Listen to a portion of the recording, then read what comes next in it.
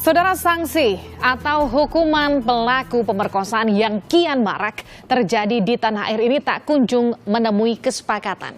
Bentuk hukuman terberat demi memastikan kasus ini tak terulang masih jadi perdebatan. Sementara para korban dan keluarganya menanggung beban psikologi yang panjang bahkan seumur hidup.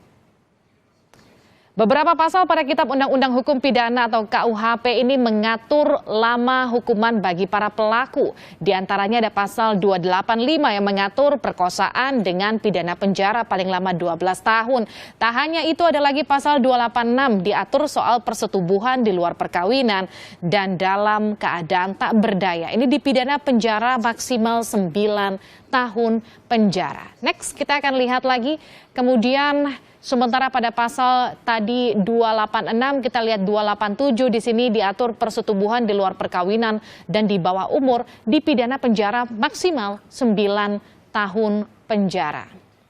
Berikutnya kita akan lihat lagi, ada pasal selanjutnya, ada pasal 291. Di sini disebutkan bagaimana dua ayat ini menjelaskan, membedakan hukuman penjara bagi pelaku. Ayat 1 menghukum pelaku kejahatan perkosaan 12 tahun jika menyebabkan luka berat. Sementara pada ayat 2 ini menghukum pelaku maksimal 15 tahun penjara jika menyebabkan kematian pada korban. Dan kini saudara, perubahan atas KUHP kasus pemerkosaan ini tengah digodok pemerintah, DPR, dan para ahli melalui rancangan undang-undang penghapusan kekerasan seksual. RUU ini mengatur tindak pidana kemudian seksual dan disusun oleh DPR bersama dengan pakar hukum pidana termasuk HAM.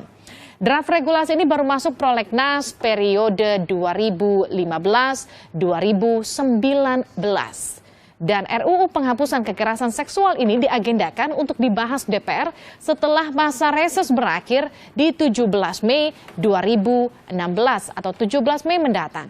Dan yang jadi perhatian ini beragam pihak adalah masuknya poin pidana penjara seumur hidup pada RUU ini.